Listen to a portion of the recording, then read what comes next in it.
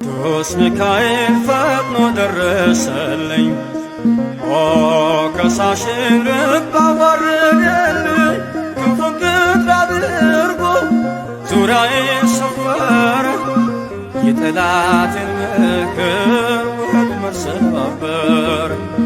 ክንፉን ቅጥር አድርጎ ዙሪያዬን ሰወረ፣ የጠላቴን ምክር ወጥመድ ሰባበረ።